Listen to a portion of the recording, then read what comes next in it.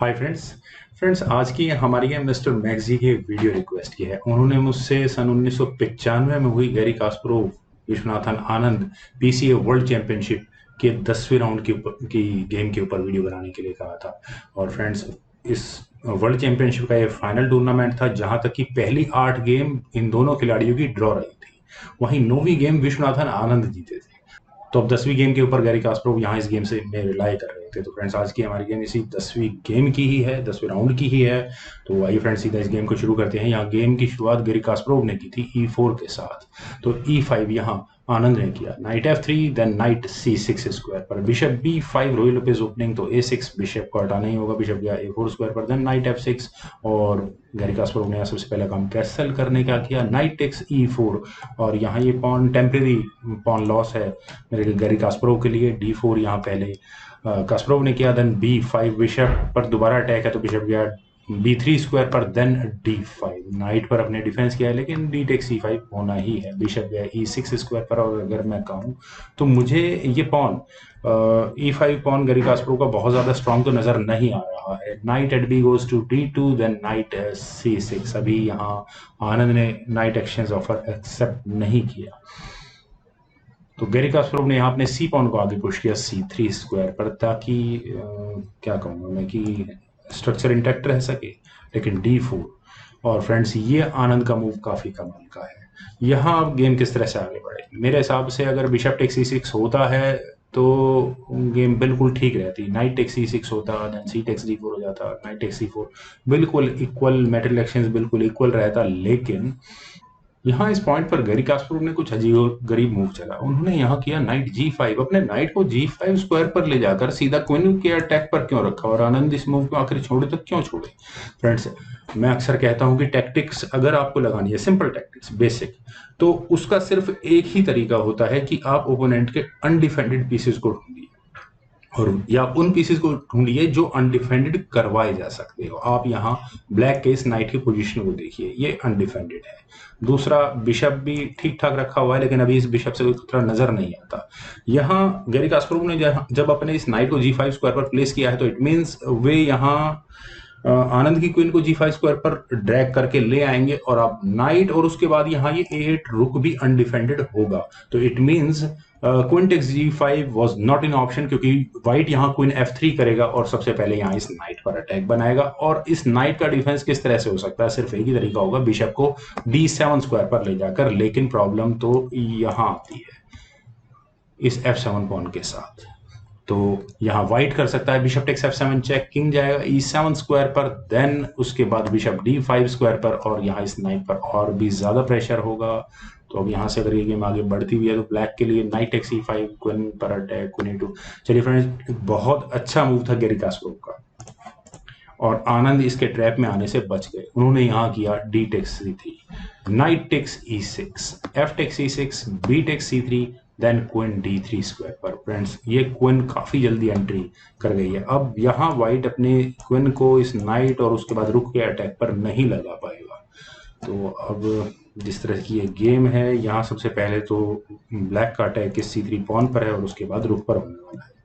तो क्या बिशप को डेवलप किया जाए या फिर यहाँ क्वीन F3। गैरी कास्परोव के लिए ऑप्शन मुझे बेस्ट नजर आती है, क्योंकि यहाँ सबसे पहले तो एक तरह से आप कहें कि या तो आनंद अपनी क्वीन को वापस लेंगे या क्वीन एक्सचेंज करेंगे। क्वीन टेक्स F3 होगा तो नाइट टेक्स F3 हो जाएगा, और उसके बाद अगर मैं व्हाइट की तरफ से बात करूं कि ये बहुत छोटी वीकनेस होगी यहाँ ये आइसोलेटेड पॉन। लेकिन फ्रेंड्स, यहाँ कास्परोव ने किया था बिशप C2, और उन्होंने ना तो इस पॉन का ध्यान रखा है और ना इस रुक का। तो क्या कोई वजह है इस पॉन को ना लेने की? मेरे ख्याल से तो कोई वजह नहीं है। आनंद ने यहाँ किया क्वीन टेक्स C3, लेकिन अब चूंकि जानबूझकर किया गया है तो ऐसा लगता है कि कहीं कोई ट्रैप ना हो। और अब ये बिशप भी तो कहीं नहीं निकलता, तो इट मीन्स रुक ट्रैप हो ही चुका है। लेकिन गैरी कास्परोव ने यहाँ पहले किया नाइट B3, अपने रुक पर डिफेंस किया। काफी वीक डिफेंस है, क्योंकि नाइट टेक्स B3 आनंद करेंगे ही करेंगे, b takes C3, bishop takes C3 sorry होने के बाद यहाँ इस रुक पर कोई इसी तरह का कोई डिफेंस नहीं रहेगा। तो क्या आनंद यहाँ क्वीन टेक्स A1 की ऑप्शन कंसिडर नहीं कर सकते हैं? कर तो सकते हैं, लेकिन यहाँ प्रॉब्लम है, क्योंकि क्वीन H5 चेक पहले यहाँ हम गैरी कास्परोव करेंगे, और ऑलमोस्ट काफ़ी स्ट्रांग अटैक होने वाला होगा। तो G6 जैसा कोई मूव यहाँ कंसिडर करना ही होगा। सबसे पहले आनंद को तो क्वीन F3, फिर दोबारा वही यहाँ इस F6 पॉन पर अटैक होगा। क्वीन टेक C5 अगर होगा भी तो उसके बाद क्वीन टेक C6 चेक और किंग F7 स्क्वायर पर जाएगा, और उसके बाद ये रुक किसी भी तरह से नहीं बचता है। पर आनंद यहाँ भी इस रुक के लेने को ट्रैप में नहीं आए।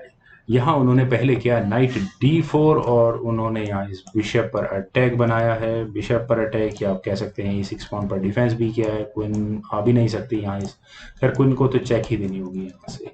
तो क्वीन G4 यहाँ पहले कास्परोव ने किया और उन्होंने यहाँ अपने E6 पॉन को लेने के बारे में सोचा है। क्वीन टेक्स A1 और फ्रेंड्स क्वीन टेक्स A1 होने के बाद बिशप टेक्स E6, और क्या अब यहाँ आनंद नाइट टेक्स E6 कर सकते हैं? बिल्कुल, अगर करते हैं तो क्वीन टेक्स E6 चेक होगा, बिल्कुल नहीं कर सकते। बिशप अगर बीच में लगा भी तो बिशप A3, और क्या तरीका होगा इस चेकमेट से बचने का? क्वीन तो जा ही रही है, क्वीन भी नहीं बचती किसी तरह से, तो और क्या ऑप्शन कंसिडर की जा सकती है? ब्लैक यहाँ अपनी क्वीन को बाहर निकाल ले C3 स्क्वायर पर, और उसके बाद इस गेम को फर्दर आगे बढ़ाने की कोशिश करे। लेकिन अगर हम यहाँ से इस गेम को आगे बढ़ाएंगे तो बिशप D7 चेक होगा, किंग F7 स्क्वायर पर जाएगा। मैं इस गेम को इक्वल ही कंसिडर करूंगा यहाँ से।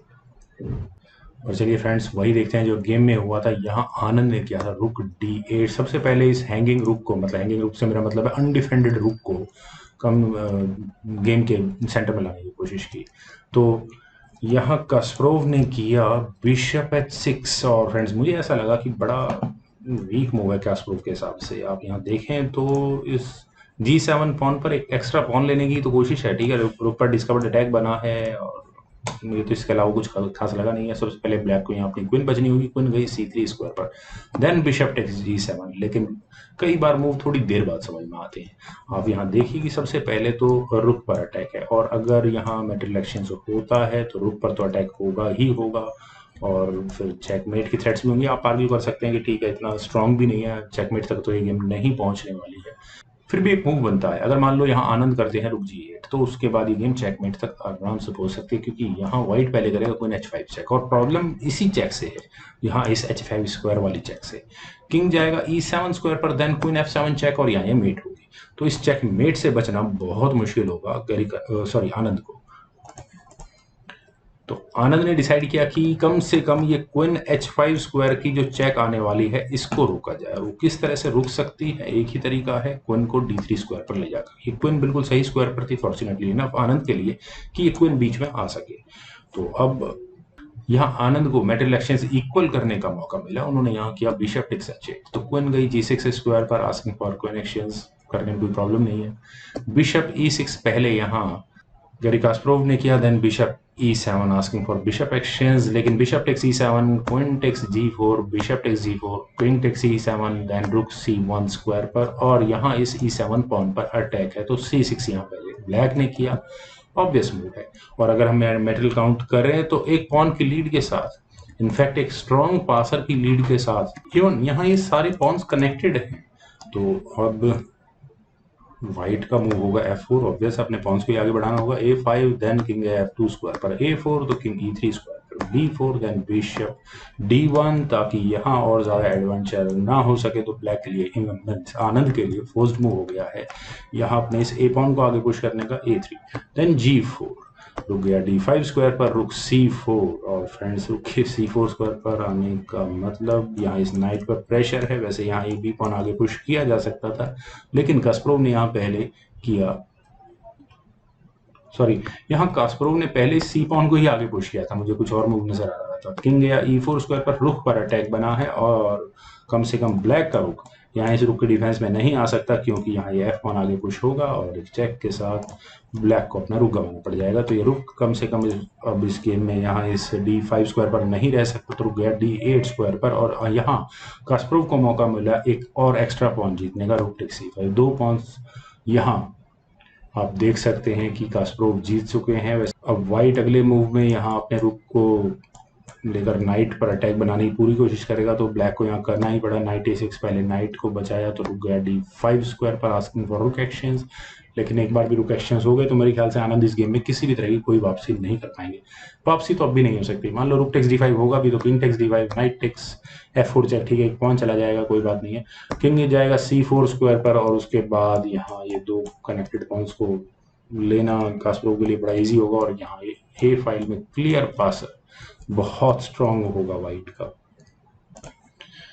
तो इसीलिए आनंद ने यहाँ भी रुक एक्सचेंज करना ठीक नहीं समझा। उन्होंने यहाँ किया रुक C8 और रुक C8 के बाद चलिए कुछ चेक्स तो आती हैं और यहाँ इस F1 पर भी अटैक बनता है, तो F5 यहाँ पहले वाइट ने किया। और फ्रेंड्स ये मूव थोड़ा डेंजरस है, नाइट पर अटैक है, लेकिन आनंद ने अपनी प्लानिंग के साथ काम किया। रुक C4 चेक, किंग है E3 स्क्वायर पर, देन नाइट C5। नाइट को बचाना पहली प्रायोरिटी है और उसके बाद आप देख सकते हैं कि एक चेक भी आ रही है, तो G5 यहाँ पहले कास्परोव ने किया। और फ्रेंड्स ये 3 कनेक्टेड पॉन्स आप देखिए बहुत डेंजरसली आगे पहुंच चुके हैं। और अब मेरे ख्याल से आनंद के पास बहुत लिमिटेड ऑप्शन है। एक ऑप्शन तो इस बी पॉन को आगे पुश करने की है, लेकिन बिशप बिल्कुल सही स्क्वायर पर बैठा है। चलिए एक बार को इस बी पॉन को भी आगे अगर हम पुश करें तो उसके बाद बिशप टेक्स D3 होगा, नाइट टेक्स B3 हो जाएगा, ए टेक्स B3 होने के बाद रुक पर अटैक बनेगा, रुक C1 जैसे किसी स्क्वायर पर जाएगा और फिर मेरे ख्याल से इस पॉन को इस गेम से आउट करने में बहुत ज़्यादा देर नहीं लगने वाली है।